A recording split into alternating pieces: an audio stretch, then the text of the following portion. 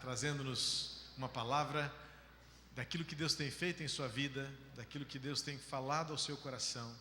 E o pastor Gilberto foi nosso missionário de missões mundiais na Itália, mas as circunstâncias da junta, os irmãos acompanharam no ano passado, mudaram.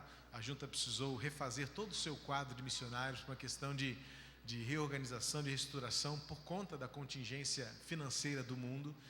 E o pastor Gilberto então mudou de agência, mas não mudou o coração missionário. A gente muda de agência, a gente muda de lugar, mas não muda o nosso coração.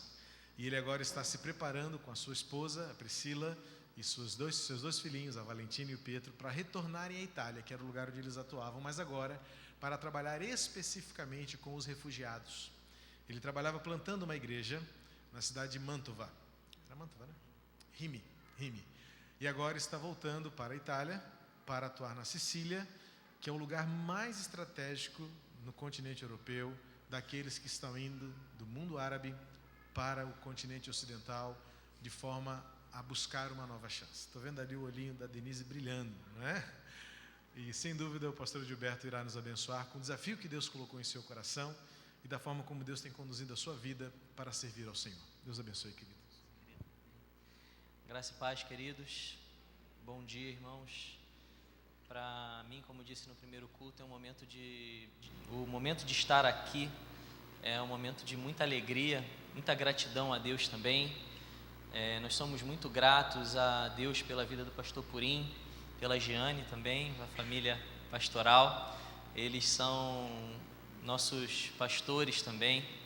E pastor Purim, foi através da mensagem do pastor Purim que minha esposa se converteu, foi pastor Purim que batizou-a, ele que também celebrou o nosso casamento, né?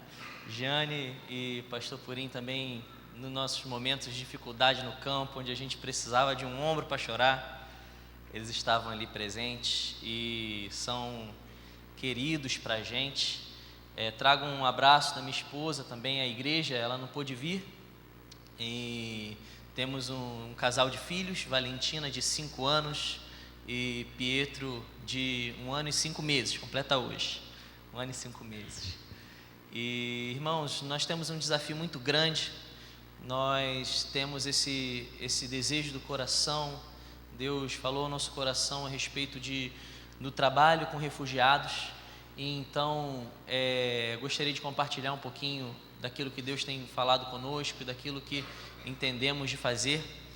Nós estivemos já há 6 anos já na Itália e foi uma bênção o período que nós tivemos ali. Tivemos essa experiência no trabalho clássico de missões, um trabalho de plantação de igrejas. A Itália e a Europa tem uma necessidade muito grande de plantação de igrejas. O déficit de pastores na Itália é muito grande. Os irmãos terem uma ideia, a estatística é um pastor a cada 380 mil habitantes. Tá? Então é um desafio muito grande, é um campo fertíssimo para o Evangelho. A Itália tem apenas 0,8% da sua população como evangélica. Para os irmãos terem uma ideia, o Irã, que é um país fechado e hostil ao Evangelho, tem um percentual de sua população maior do que a Itália. Então eu sempre costumava dizer nas nossas apresentações, no nosso trabalho, que a Itália é um país aberto ao Evangelho, mas com pessoas que têm o coração e a mente fechados à palavra de Deus. Então orem pela Itália. E tivemos a oportunidade de trabalhar em 3 cidades diferentes durante esses 6 anos, trabalhando com plantação de igrejas ou também ajudando igrejas que estavam em dificuldades e revitalização de igrejas. Então passamos por um tempo na cidade de Mantova, por isso que o pastor Purim se confundiu. Tivemos também por um tempo na cidade de Milão e também, por último, tivemos plantando uma igreja na cidade de Rimini, na região da Emília-Romanha, perto de Bolonha. E foi um tempo muito bom. Nós temos um sentimento de gratidão hoje à Junta de Missões Mundiais pelo tempo que passamos juntos, e devemos orar pela missão para que Deus continue abençoando e continue a dar a sua direção.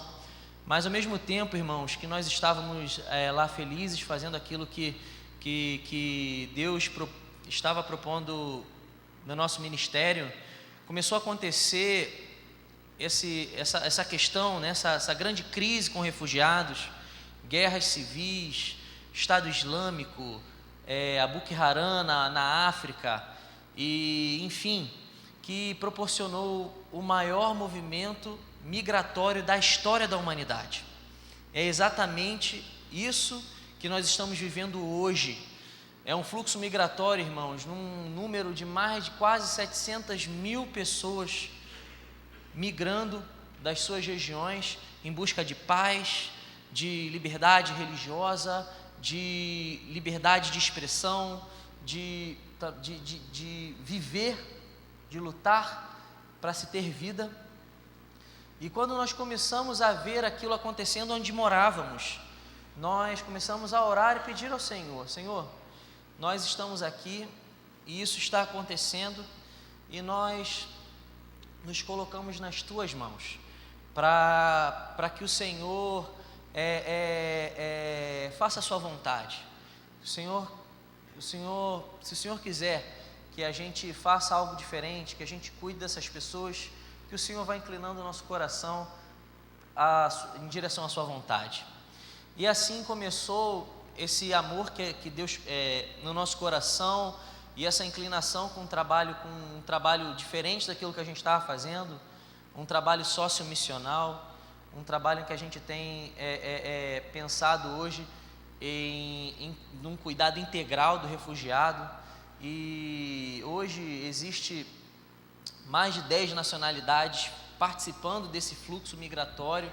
As 3 principais é a própria Síria, por conta do ISIS, da guerra civil ali naquele país. Para os irmãos terem uma ideia, o ISIS, né, a gente tem acompanhado nos jornais. O ISIS, para quem não sabe, ele nasceu, na verdade, como uma célula da Al-Qaeda, né, aquela agência terrorista do Bin Laden, no sul do Iraque. E o engraçado é que a Al-Qaeda entendeu que eles eram radicais demais e excluíram eles do quadro da Al-Qaeda, né? Então esse é o ISIS. Para os irmãos terem uma ideia, eles estabeleceram até 2021 7 metas, e uma delas é matar mais de 100 mil cristãos. Dessas 7 metas, nós estamos em 2016, eles já alcançaram 5, tá? Então é um grupo que não veio para brincar, é um grupo que tem mudado o quadro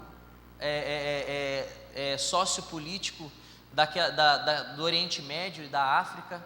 Então eu peço que os irmãos orem por esses irmãos que estão ali em dificuldade e perseguição religiosa. Irmãos, quando nós saímos da junta, nós entendíamos que Deus queria que nós estivéssemos trabalhando com refugiados.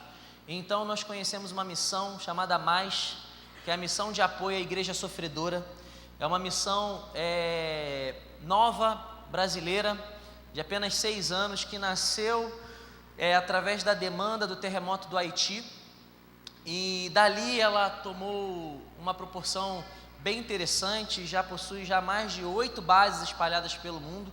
Além do Haiti, é uma missão que trabalha com missão em calamidade e também com refugiados.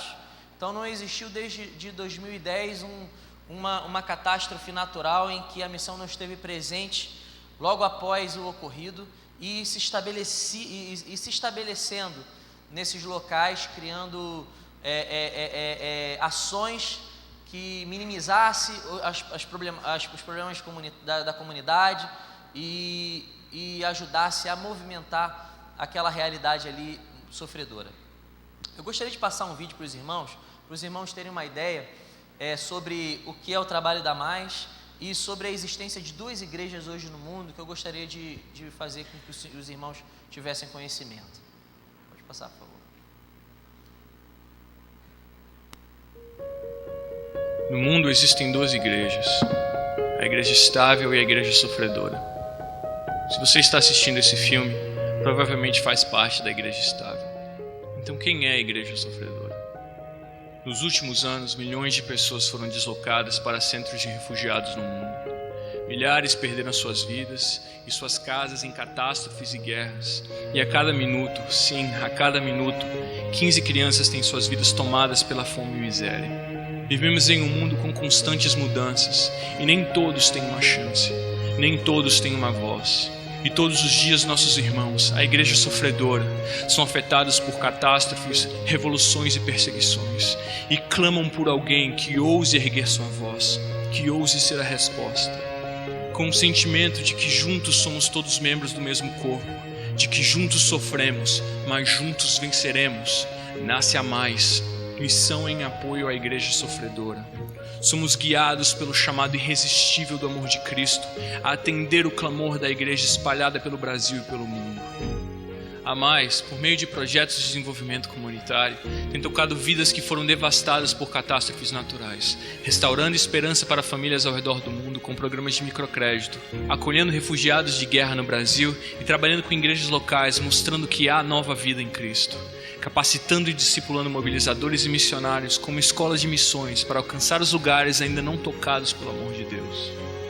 Hoje o desafio chega até você. Juntos venceremos as adversidades, tocaremos corações e seremos a luz que o mundo anseia. Sabemos o quanto a igreja brasileira é capaz e você faz parte dessa colheita. A igreja sofredora precisa de você. Existe uma igreja que sofre todos os dias.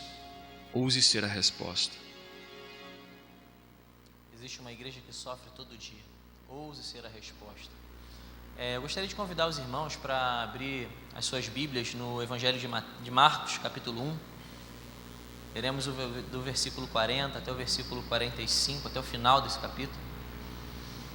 E eu gostaria de fazer uma pequena reflexão a respeito do que, fazendo uma conexão da realidade hoje dos refugiados com esse texto.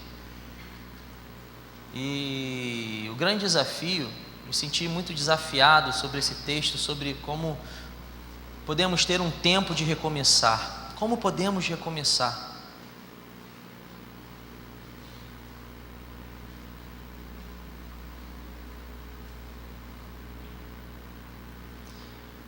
Evangelho de Marcos, capítulo 1,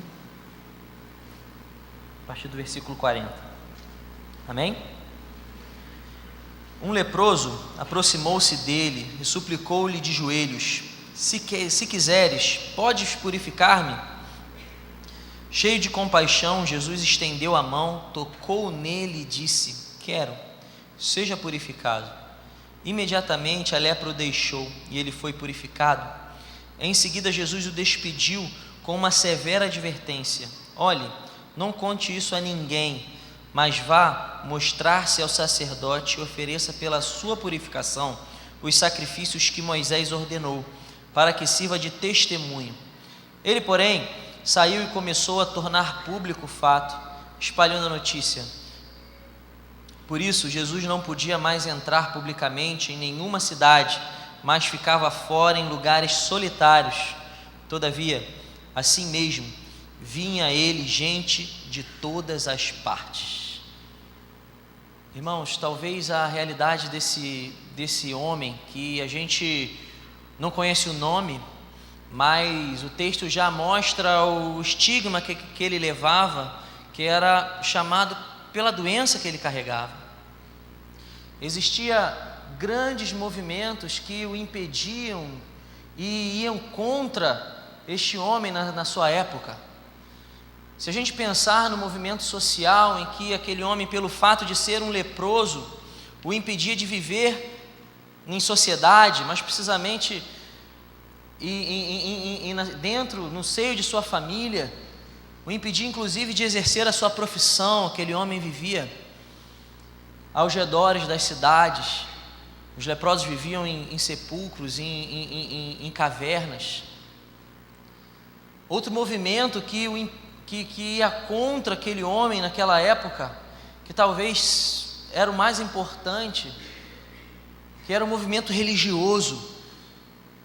Pelo fato dele ser leproso, a religião judaica o taxava como um impuro, e pelo fato dele ser impuro, isso impedia dele desenvolver a sua espiritualidade na realidade do seu contexto religioso. Ele era impedido de entrar nos templos, de fazer propiciação de seus pecados. Esse homem vivia à margem da sociedade, na periferia.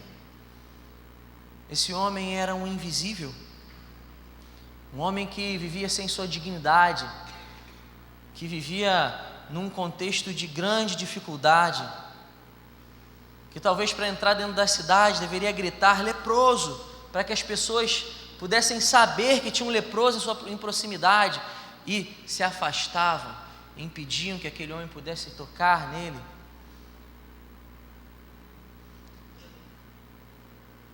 Mesmo, irmãos, com grandes questões, com grandes movimentos que ia contra aquele homem, de fazer com que ele pudesse recomeçar a sua vida, de ter esse direito de recomeçar, aquele homem, ao mesmo tempo, enfrentando todas essas dificuldades, ele entendeu que existia alguém que podia transformar a sua vida. Ele entendeu que ele tinha uma oportunidade de recomeçar. E essa oportunidade de recomeçar era a personificação do próprio Deus. E aquele homem se aproximou de Jesus, mesmo com todas as diversidades que ele enfrentava. Exerceu um movimento que fez toda a diferença na vida dele. Aquele homem se ajoelhou e se prostrou diante de Cristo e o pediu que o curasse.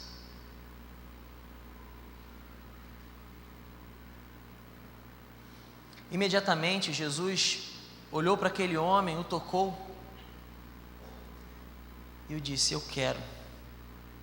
E aquele homem foi curado. Aquele homem se libertou daquele estigma que ele carregava. E o interessante, irmãos, que a nossa sociedade produz leprosos. Estamos falando de um texto e de um fato que aconteceu há mais de 2000 anos. Mas na nossa sociedade ainda produzem leprosos, pessoas invisíveis, pessoas que nós olhamos e evitamos olhar. Que paradoxo isso. E como esse leproso que enfrenta movimentos sociais, religiosos, N movimentos que vão contra essa pessoa, eu identifico, irmãos, essa realidade ao cuidado do refugiado. Hoje, a sociedade vê o refugiado como uma pessoa invisível, uma pessoa sem direitos, sem dignidade, pessoas que estão à mercê do poder público, pessoas que estão ali numa precariedade, que são suscetíveis ao mal personificado na pessoa de um traficante de órgãos, um traficante de pessoas que alimentam circuitos de prostituição e pedofilia. Eu gostaria que o irmão passasse a primeira foto, e eu gostaria de compartilhar com os irmãos algumas fotos que falam sobre a realidade do refugiado. Essa primeira foto, irmãos, é um meio de transporte, que a gente não sabe se é um ônibus, se é um caminhão. Aquilo que a gente consegue ver que é um amontoado de pessoas em cima desse transporte, pessoas que talvez só estão com a roupa do corpo, aquilo que sobrou da sua vida está ali com ela.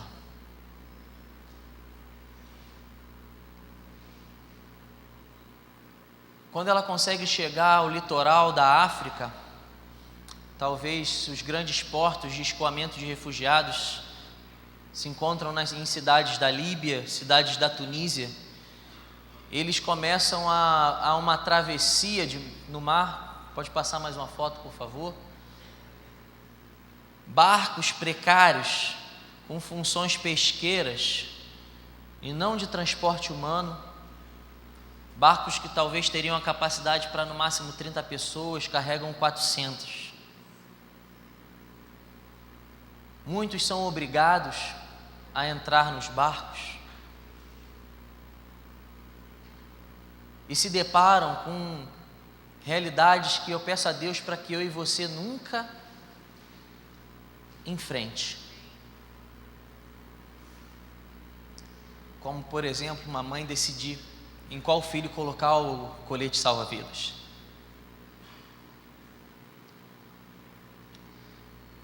Já chegaram às praias da Sicília mais de 670 mil refugiados. Mais de 4 mil deles morreram tentando chegar. 51% dos refugiados são crianças. Se a gente estiver falando de um grupo de 350 pessoas, de 350 mil pessoas, eu vou te dar um dado que talvez possa te assustar. Mas dentro desses 350 mil crianças, 88 mil daquelas que pisaram na Europa, na Sicília, sumiram. As autoridades não sabem onde essas crianças estão. Mas fatalmente, elas caíram nas mãos de traficantes de órgãos, para alimentar redes também de pedofilia na Europa ou no Oriente Médio. Esses refugiados, quando conseguem chegar à Sicília, eles já contraíram, quando pisaram naquele barco, uma dívida de em torno de $15 mil com um atravessador ou traficante. E se ele não pagar, ele vai ter, em dinheiro, ele vai ter que pagar com outra coisa. E aí a gente vê mulheres entrando na rede de prostituição. Ouvi casos também de famílias decidindo qual filho dar como forma de pagamento. Há 2 semanas atrás prenderam 2 egípcios que faziam parte de uma rede de tráfico de órgãos. Quando o refugiado chegava na Sicília, isto é, conseguia chegar no objetivo dele, aquele homem cobrava a dívida. E normalmente o refugiado só vinha com a roupa do corpo. Imagina $15 mil. Eu não tenho esse dinheiro. Se talvez alguém tenha aqui, eu acho que a gente pode conversar depois. Mas o fato é, irmãos, que essas pessoas foram presas e descobriram a rede, como eles trabalhavam. Esse refugiado voltava para a África, mais precisamente para o Cairo. E ali, como forma de pagamento, ele doava um rim, doava um órgão. Pessoas morriam. Vocês imaginam a precariedade que uma clínica clandestina de venda de órgãos deve ser? Essas pessoas estão suscetíveis a N ações malignas. Pode passar mais uma, por favor? Essa foto foi tirada, irmãos, da primeiro grande naufrágio de uma dessas embarcações, onde um barco, se eu não me engano, em 2012, naufragou com 450 pessoas. Mais de 350 morreram. Um mês depois da tragédia, ainda corpos chegavam nas praias da Sicília. A gente tem um número alarmante de mortes por conta dessas questões. Talvez os irmãos tenham visto aquela foto que girou o mundo, daquela criança de talvez 8 anos de idade, síria, que seu corpo ficava boiando lá numa praia da Grécia. Não fizemos ainda 1 ano daquela data. Mas fato é que depois daquele menino, mais de 300 crianças morreram como aquele rapaz. Até hoje. É uma realidade muito sofrida. E eles, quando chegam lá, eles vão para campos de refugiados. Eu gostaria de mostrar mais uma foto, para os irmãos terem uma ideia de o que é um campo de refugiado na Europa. São um número X de tendas. Os campos de refugiados das Nações Unidas não dão conta da demanda. Atualmente são 4 mil refugiados chegando por dia. E não só os campos de refugiados, como as ações das associações, das associações privadas ou das organizações não governamentais. O fato é que a demanda não é atendida. Como os irmãos podem ver, o muro é bem alto, o acesso é super restrito, os refugiados ficam ali. E Deus tem falado ao nosso coração, irmãos, de um projeto, num cuidado integral do refugiado. E isso passa por um cuidado do refugiado cristão. E alguém pode me perguntar, mas por que, Júnior, vocês estão pensando em trabalhar com refugiado cristão? Porque dentro desse grupo que eu acabei de falar com os irmãos, os cristãos, por serem minoria, eles são aqueles que são mais perseguidos, inclusive pelos outros refugiados. A gente já teve N casos de cristãos sendo lançados ao mar na travessia, pelo simples fato de ser cristão. Ou de serem mortos nos barcos e seus corpos lançados ao mar, ou serem lançados vivos ao mar, pelo simples fato de ser cristão. A gente teve casos de mortes, de assassinatos dentro dos campos de refugiados na Europa, cristãos. Irmãos, meu e seus. Perseguição religiosa, não somente intentando contra a vida dessas pessoas, mas inclusive no processo legal de obtenção de asilo, eles sofrem perseguição religiosa. Existe um momento no processo de obtenção de asilo que existe uma entrevista com o Ministério Público, e aquele refugiado que não fala francês ou inglês, ele é de fala árabe, e o Ministério Público então convoca um intérprete de árabe, que em sua maioria vem dos centros de tradições islâmicas. Esse nome é o nome legal das mesquitas na Itália, e esse intérprete ele já foi direcionado a fazer a primeira pergunta ao refugiado, e essa pergunta é: você é muçulmano ou é cristão? E quando esse refugiado diz que é cristão, esse intérprete, ele mente na interpretação, e mente de um fato, de um modo em que o processo de obtenção de asilo desse refugiado, ele passa por um período, uma linha, um prosseguimento tão dificultoso que fatalmente vai para arquivamento, ele é prescrito, e em alguns casos os refugiados já foram até deportados. Por isso, nós da Missão Mais, nós já estamos no processo de abrir uma base na Sicília, lá mesmo está acontecendo os desembarques, e o nosso objetivo é criar um centro de acolhimento de refugiados cristãos, onde a gente, em parceria com as Nações Unidas, os Médicos Sem Fronteira, a Cruz Vermelha, eles irão nos direcionar esses cristãos que estão presentes em seus campos de refugiados.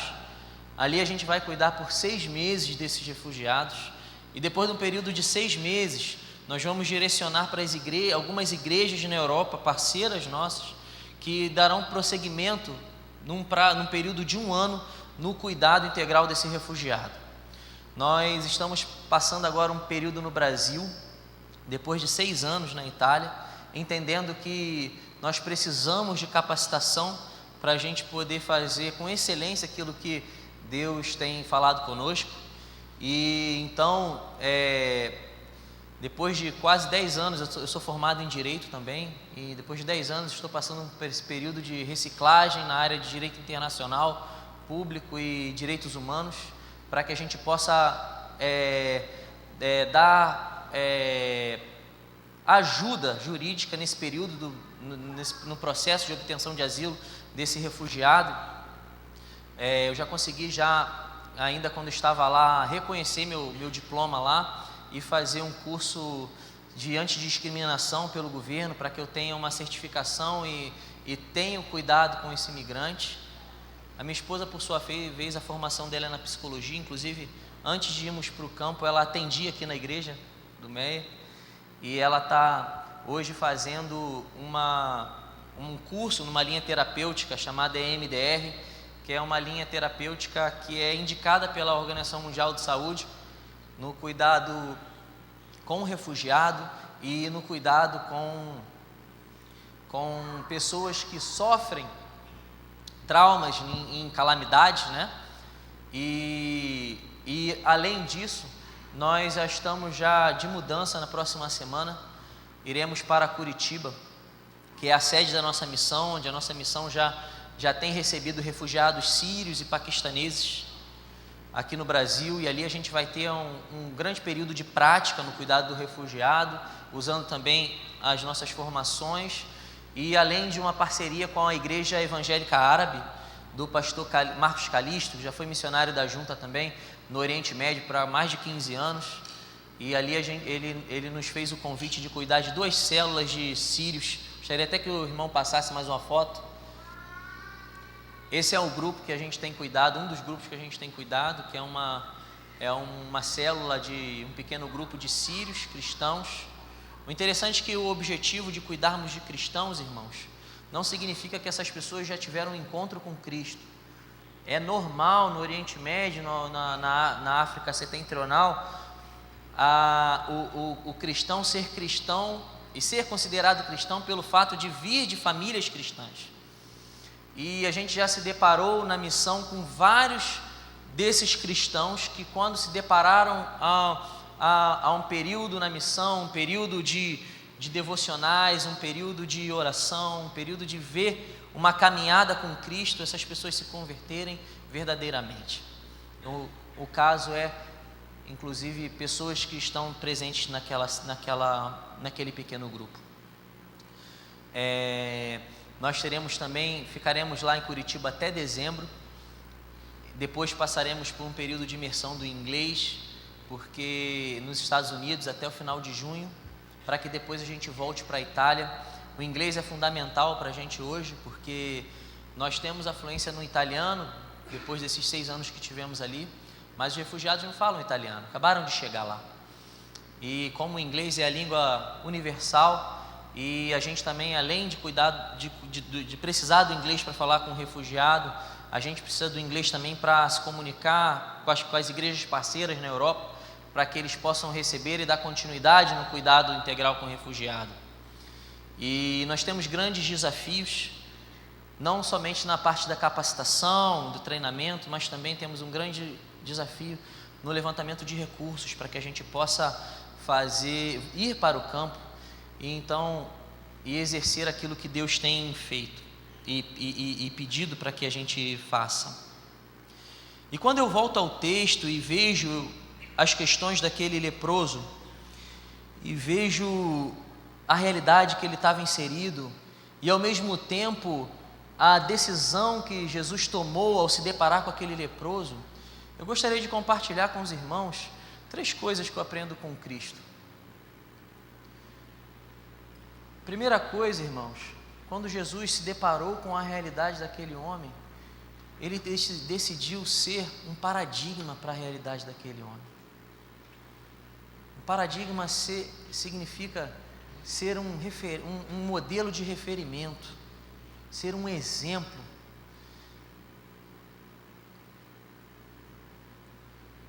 Trazer para aquele homem uma realidade totalmente diferente daquela que essa sociedade estava propondo para ele.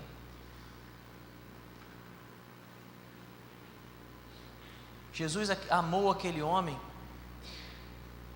e pensou em ser um paradigma para ele, em fazer a diferença na vida dele. Outra coisa que eu aprendo com Cristo nesse texto é sobre o sentimento que ele teve por aquele homem. O texto diz que ele teve compaixão por ele. E compaixão é um sentimento muito profundo. E muitas das vezes a gente confunde compaixão com pena, que é uma coisa totalmente diferente. O sentimento de pena é algo superficial, algo que a gente reconhece a realidade daquele que está em sofrimento, mas não fazemos nada para mudar a realidade dele. O sentimento de compaixão é toda uma outra coisa. O sentimento de compaixão diz que é ter paixão, é olhar para a realidade e se inserir na realidade daquele que está ali em sofrimento.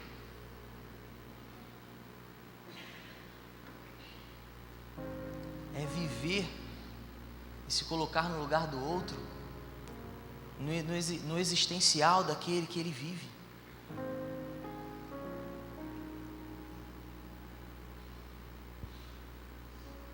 Jesus mudou a vida daquele homem. E diante de todas as adversidades que aquele homem enfrentava, ele sabia em quem podia confiar. Ele sabia quem poderia mudar a situação dele. E por último, eu aprendo em Cristo que quando Jesus olhou para aquele homem e falou: eu quero, seja purificado,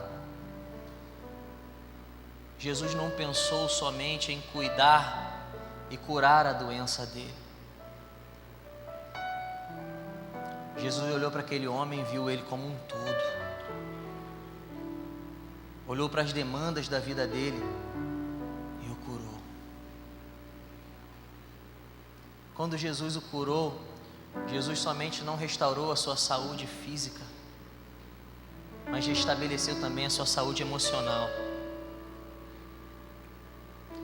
Porque aquele homem podia voltar para o seio da sua família, assim que fosse purificado, se apresentasse ao sacerdote. Aquele homem poderia ser de novo uma mão produtiva, ser considerado gente de novo, deixar de ser invisível.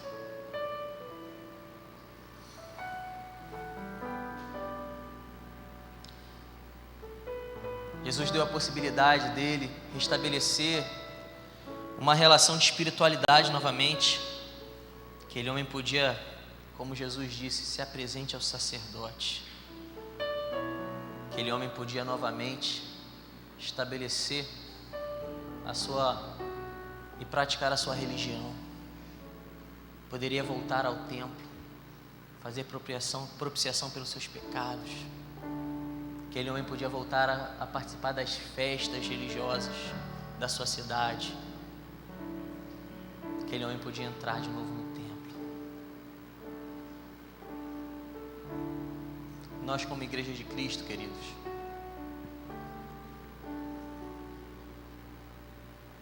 a gente precisa seguir como os passos de Jesus. Ser um paradigma, essa comunidade que sofre, que está ali fora.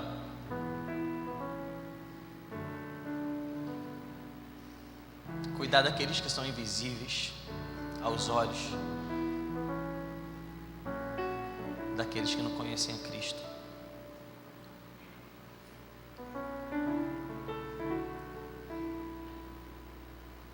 Ter compaixão deles, como Cristo teve.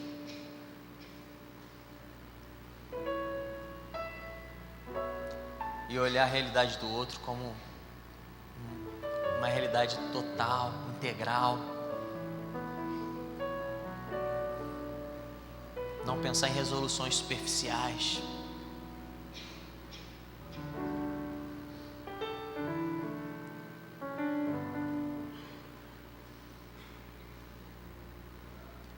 Trabalhar com refugiado hoje, irmãos, dentro da Europa, é trabalhar com um povo que é estigmatizado. Trabalhar com um povo que é olhado de cima para baixo. É trabalhar com pessoas que são consideradas fardos para aqueles governos, que é considerado pela maioria das pessoas, dos europeus, como pessoas que estão ali para roubar os seus empregos.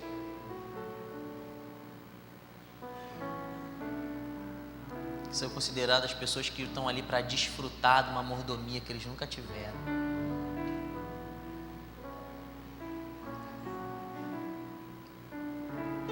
Mas Deus ama essas pessoas também.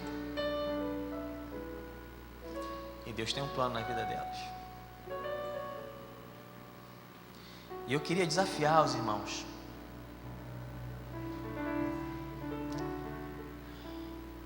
as 3 ações missionárias. Desafiar os irmãos a orar pelo trabalho com refugiados.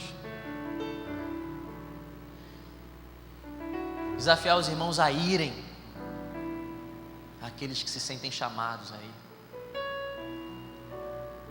E eu gostaria também de desafiar os irmãos, aqueles que se sentem desafiados a investir no trabalho missionário, que o façam.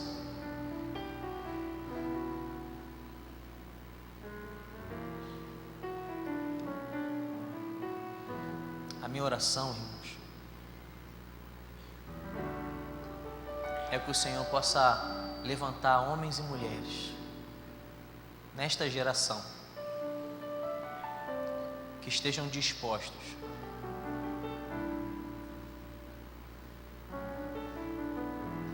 a entender a demanda desse movimento, que é considerado o maior movimento de fluxo migratório de toda a história da humanidade, e entender que Deus está presente lá e está agindo, e que Ele nos chama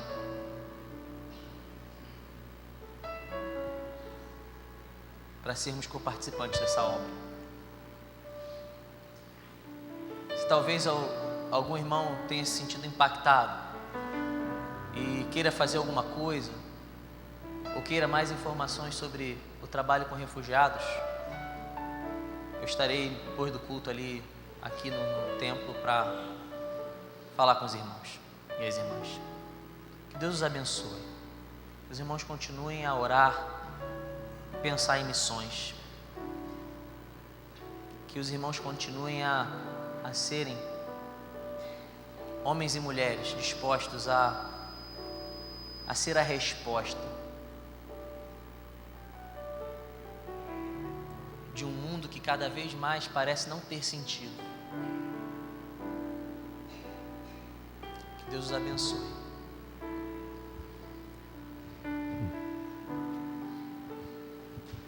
Deus abençoe o pastor Gilberto, Priscila, Valentina e Pietro nesta obediência missionária. Vamos orar. Nosso Deus e nosso Pai, cuida desta família missionária, abençoa os planos que eles têm vislumbrado, que sejam teus planos, teus propósitos para esta caminhada em obediência e no cumprimento da missão. Por onde eles passarem, que possam espargir a tua luz, falar do teu amor, serem usados por ti, por meio dos dons, do preparo e da proclamação da tua palavra, para levar a esperança, vida, salvação para aqueles com quem eles estiverem em todo este processo de obediência à tua voz. Abençoa-os, portanto, e que esse testemunho, esse desafio de sermos paradigma, de sermos a tua voz e a tua palavra, de termos compaixão pelas vidas à nossa volta, possam sim também nos motivar a fazer diferença nessa geração onde estamos. Por isso, Senhor, abençoa-nos e usa-nos como teus instrumentos. Que a tua graça, Senhor, o teu amor imensurável revelado na cruz e o consolo, o poder do teu Espírito Santo estejam conosco, reunidos aqui ou espalhados por onde quer que formos, hoje, para todos sempre. Amém e amém. Que Deus abençoe você, meu querido e minha querida. Se você tiver mais dúvidas, o pastor Gilberto estará por aqui. Abrace-o, converse com ele e tome mais informações. E até a noite, se Deus quiser, abençoando-nos com a presença dele aqui, com a ministração dele ao nosso coração. Um abraço e bom restante de domingo em nome de Jesus.